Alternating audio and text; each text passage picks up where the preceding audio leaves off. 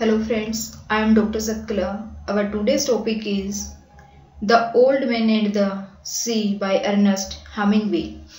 Here is the struggle between the old man who is a fisherman, Santiago, and here is the struggle between old man and the fish.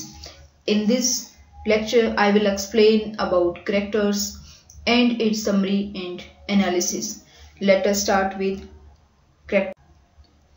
Main characters of this play are in this way: Santiago, who is the old man and a Cuban fisherman who has had an extended run of bad luck, whose bad luck is going on. Santiago, who is a old man and who is a fisherman. Santiago जो होता है वो old man होता है, fisherman होता है और उसका bad luck जो है चल रहा होता है, bad luck. 84 days वो कंटिन्यू सी पे जाता है. फिशरमैन एज अ फिशरमैन जाता है अपनी बोट लेकर के.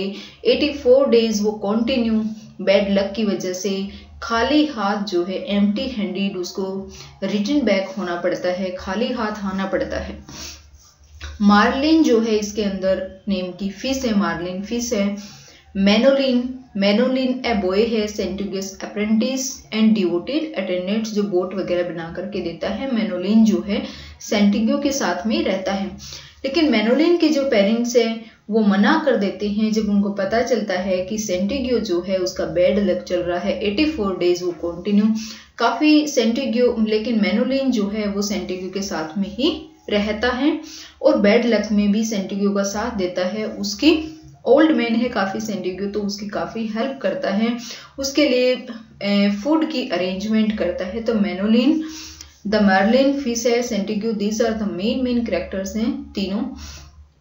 जियो डी मैगियो इसका कोई रोल नहीं है प्ले के अंदर, लेकिन जो है सेंटिगो नॉन फॉर स्ट्रेंथ के लिए जाना जाता है, कमिटमेंट के लिए जाना जाता है, तो वो किसको एज अ रोल मॉडल के रूप में मानता है? जियो डी मैगियो को एज अ रोल मॉडल के रूप में मानता है सेंटिगो.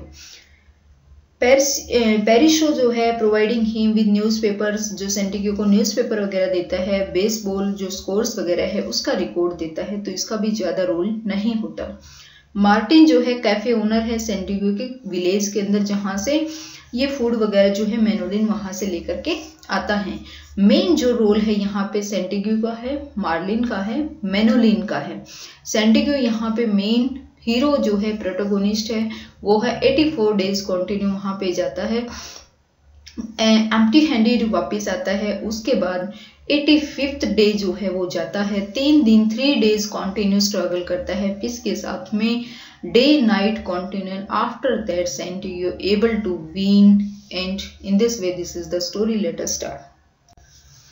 जब there is a epic struggle between an old season fisherman, 84 days continue, Santiago goes on sea and return back empty-handed.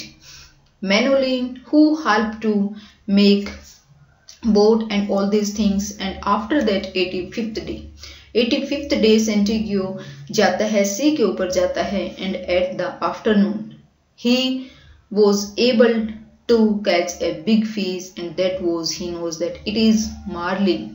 He takes the bait that Santiago has placed 100 fathoms deep in the waters. 100 feet लगभग गहराई में जाता है तब वो fish को, और वो फिश कौन सी है? काफी बड़ी जो फिश होती है मार्लिन. ओल्ड मैन जो है काफी एक्सपर्ट है हुक्स में, फिश को हुक में डालने में काफी एक्सपर्ट है. He is known as a expert fisherman, but he can't pull it in. Instead the fish begins to pull the boat. Boat को जो फिश है वो कंटिन्यू. तो here the struggle start between Santiago and between a Marlin. Marlin और Santiago के बीच में जो है स्ट्रगल स्टार्ट हो जाता है 85th day, जब Santiago went for the fishing के लिए जाता है. तो 85th डे उस दिन दोपहर के टाइम में सेंटिगो एबल होता है एक मार्लिन को कैच करने में, पकड़ने में, और वो हुक को फिश में पकड़ने के लिए, हुक में फिश को डालने के लिए काफी एक्सपर्ट है.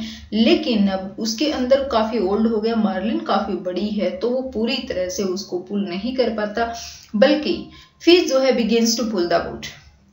फिश स्टार्ट हो जाती है बोट को पुल करने में. Old man bears the strain of the line with his shoulders, और जो लाइन है उसको अपने सोल्जर्स के ऊपर डाल करके बियर करता है, उसको बैक पीछे खींचने की, हैंड्स से ready to give slack should the marlin maker, और the fish pulls the boat all through the day, through the night, through another day and through another night. Struggle कितना दिन चलता है, बोट को कंटिन्यू मार्लिन जो है पुल करने में, खींचने में, कंटिन्यू एक साइड जो है सेंट्रिग्यो उसको पकड़ करके बैठ जाता है, दूसरी साइड जो है मार्लिन उसको पुल करती है। पूरा उस दिन नून में, जो आफ्टरनून में मिलती है, तो थ्रू द डे पूरे दिन उस दिन, थ्रू द नाइट फिर उस दिन की रात, थ्रू अनदर डे अगले दिन, एंड थ्रू अनदर नाइट और अगली रात को 2 दिन कंटिन्यू जो है ऐसा चलता है। On the third day the fish tyres, तीसरे दिन जाकर के फिश जो है फील टायर्स, लेकिन सेंट्रिग्यो अभी तक टायर नहीं हुआ। He was so much tires but he was committed था कि मेरे को जीतना ही जीतना है। Santiago manage to pull the marlin in close to kill it with a harpoon thrust, और वो पुल करता है, उसको खींचता अपने पास लेकर के आता है और किल उसको मारने के लिए अपने हार्पून से। He lashes it to his boat, अपने बोट के ऊपर डालता है, raises the small mast and set sail for home, और अब थर्ड डे जो है होम की तरफ चलना स्टार्ट हो जाता है। उसके बाद किस किस से बाकी और स्ट्रगल, सेंट्रिग्यो का मार्लिन के साथ तो अब स्ट्रगल जो है वो खत्म हो गया था। मार्लिन जो उसको अपने अंदर लेकर के बोट को जा रही थी, पानी में लेकर के जा रही थी, काफी गहराई में लेकर जा रही थी, तो वो स्ट्रगल जो है at last third day struggle खत्म हो जाता है। और उसके बाद जो है सेंट्रिग्यो उसके कुछ पीसेस करके उसको बोट में डाल करके अब अपने घर की तरफ चल पड़ते हैं।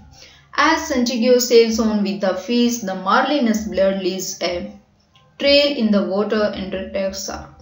अब सेंट्रिग्यो जब घर की तरफ सेल फिश को लेकर के जाता है तो मार्लिन का जो है ब्लड जो है वो एक ट्रेल छोड़ता हुआ, एक लाइन पानी के अंदर उसकी ब्लड की लाइन जो है वो खिंचती जा रही है, जिससे काफी जो बर्ड्स थे, बड़े बड़े जो बर्ड्स थे, जो शाकाहारी जो जानवर थे, बड़े बड़े पक्षी जो थे, वो अट्रैक्ट हो जाते हैं। उनमें शार्क जो है मेन थे।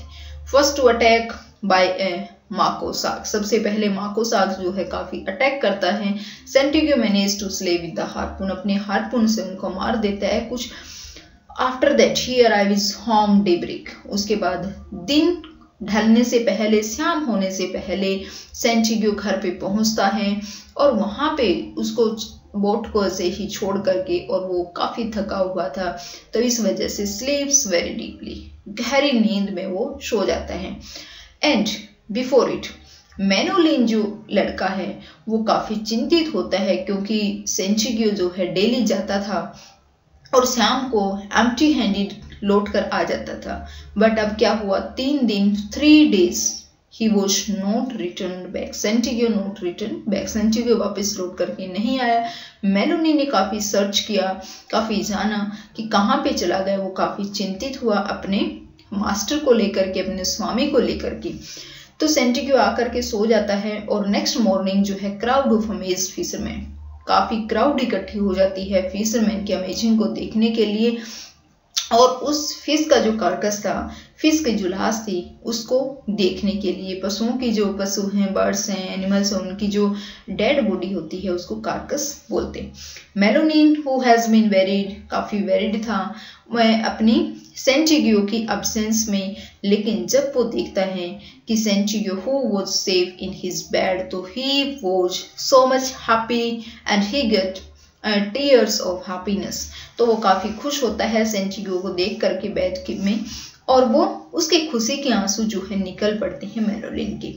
When the old man wakes, दूसरी तरफ ओल्ड मैन उठता है तो मेलोलिन जो है वही सेम उसके लिए फूड की अरेंजमेंट करता है, और दोनों जो है सेंट्रिग्यो को मेलोलिन जो है खाना खिलाता है। And after that old man जो है उठता है और to agree to fish as partners once more, और दोनों एग्री हो जाते हैं कि हम जो है एज अ पार्टनर रहेंगे। Be continue. Old man returns to sleep and dreams his usual dreams of lions at play on the beaches of Africa. और ओल्ड मैन जो है दोबारा से क्योंकि अगले दिन काफ़ी उन्होंने खाना वाना खाया, आपस में बात की एज ए पार्टनर बनने के लिए। और उसके बाद जो है ओल्ड मैन जो है returns to sleep and dreams, और जैसे वो यूजुअल लॉयंस के लेता है प्ले, जो प्ले कर रहे हैं लॉयंस बीचेस ऑफ अफ्रीका, तो सेम जो है ड्रीम वो देखने लग जाता है। This is all about the play the old man and the sea. The title is on the name of a Centigue. This is the most important for all exams, anti-NET exams and all colleges exams, and this is the in syllabus of MA English literature in B.Ed and all BA, and this is the most important topic, Old Man and the Sea. It is a very easy and informative. ये काफ़ी easy है, तो आपको समझ आया होगा। Thanks a lot. अगर आपको समझ आया तो इस चैनल को लाइक करें, शेयर करें, सब्सक्राइब करें। Thanks a lot.